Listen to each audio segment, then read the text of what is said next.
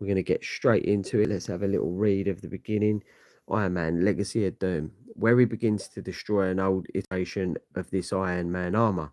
Tony Stark discovers data about an encounter with the dangerous Doctor Doom that he cannot remember. Some time ago, Doom came to Iron Man requesting his aid and telling the Armored Avenger that millions of lives hung in the balance. Acknowledgement that Tony Stark's lackey had proven useful against mystic dangers in the past. Doom took a reluctant Iron Man with him as he journeyed to the Netherrealm. Little did Stark know that Doom had arranged a trade with Mephisto. In exchange for an item that Doom desired, the demon would get to keep Iron Man. Armed with only his armor and his ineffective transmitter that would otherwise be a quick pass back to our world, Iron Man is faced with Mephisto and the hordes of hell.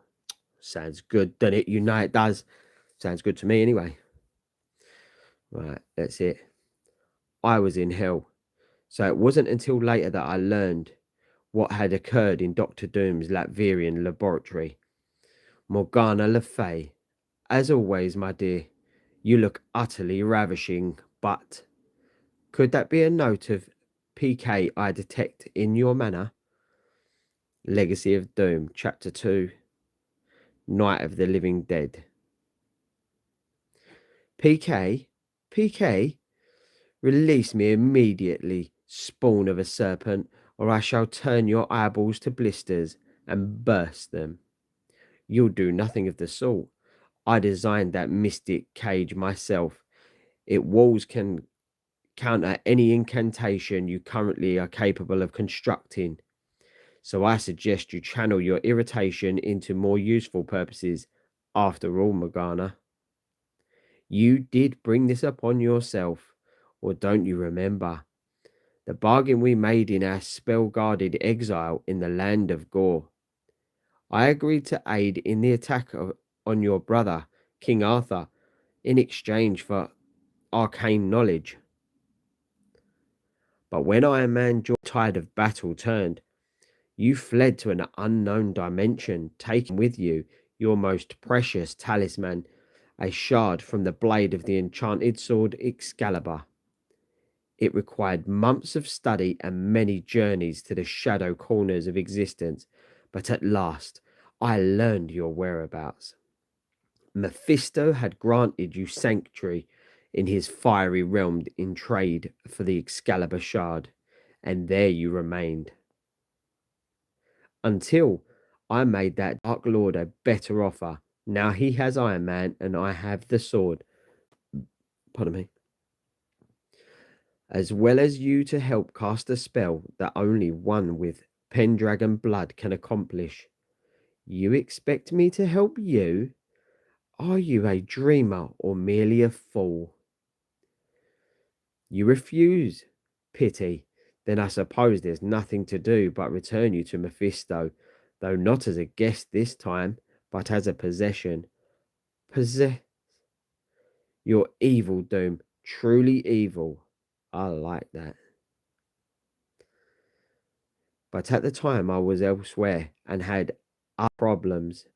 Mephisto's minions clung like slime on a sewer wall. I couldn't pull them loose, rip them from my armor, so I hoped that speed, spin, and hard edged architecture might scrape them off. Impressive. Futile, but impressive. The protoplasmic imps were endless, unstoppable. Repulsor blasts merely scattered them. I needed another weapon.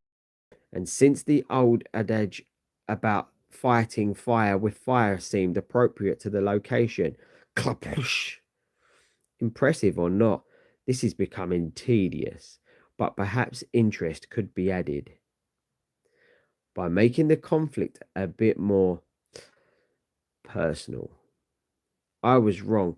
The imps did stop, stood staring for a heartbeat, then whirled and fled like toddlers from the bogeyman. I had no idea why, until a massive shadow slid me from behind. I turned, and in the searing heat of hell, felt my blood turn to ice. You mirror the true nature of his soul. but he was still recognizable as Howard Stark, my unrepentant and long dead father. Losing again, eh, boy? You always were a wimp. Ever had the stones to do what had to be done? I always tried to do what was right.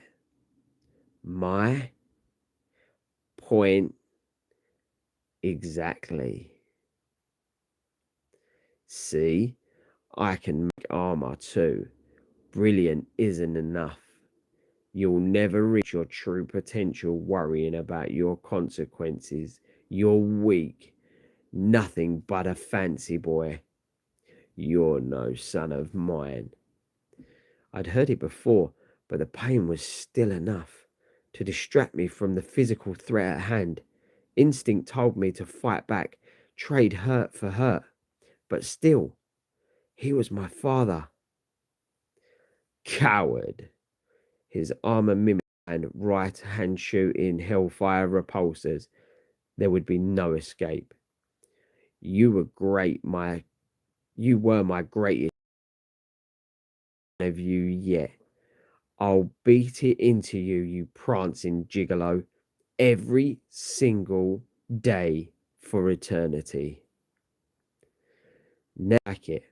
Friday night fights, and on a Tuesday, godlike power does have its perks. The only thing missing is a tasty snack, and I can just ease back and enjoy the show. No butter. I couldn't bring myself to fire repulsors at full strength. His force field held. Still, his most powerful weapons were words. Weak, namby-pamby, vacillating when you should act. You always were a disappointment, both to me and to your mother. No, that's one lie I'll never believe. She loved me, loved us both. Huh? Unconditionally. All that's good in me, all you call weakness, the compassion, the caring, everything decent, I learned from her. And that gives me the will, the need, the strength to ultimately do whatever's necessary. I've altered the nature of your cage so that you may cast this single spell. Attempting anything else would be ill advised. You needn't worry, I have accepted my lot. Now, let us be done with this. It worked. The Excalibur shard fused with my armor. We are one. I've done what you have asked. Now return me to Mephisto's keep, and as a visitor, mind, of course. I'll be delighted to send you back. But remember, my dear, you broke our previous bargain, and no one betrays Victor Von Doom with impunity. No one. What? This room, the spell-sealed chamber in Gore. I'm back in the time of Arthur. And without the sword shard to barter my escape, I've merely traded one prison for another. Doom!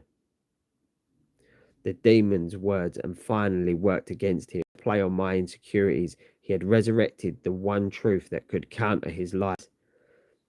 So that as I removed the ice minus Freon capsule from my gauntlet and smashed it against that charging abomination, I knew one thing was absolute certainty. You're no father of mine. Shush. Huh? Didn't see that coming. You can't kill something already dead. I'd be telling myself that one for a long time. But at the moment, other concerns had arisen. Without Mephisto's monster to intimidate them, the imps were heading back to work. I knew I couldn't defeat them with raw power, but by then I'd realized I had magic of my own. Technology. My metal shell has already pitted with shallow craters. Whatever the imps were made of was corrosive beyond science, but survival could still depend on armor, if not mine, then Howard's. He'd copied my inventions in an attempt to mock me, but that misguided insult might yet work in my favor. I'd created those mechanisms, I understood them, and if I could reroute the wiring, expand the field generation protocol, I just might be able to buy myself a chance. The reprieve was temporary, but I had another ace up my sleeve. The remote trigger Doom had given to me to activate his time platform's retrieval command.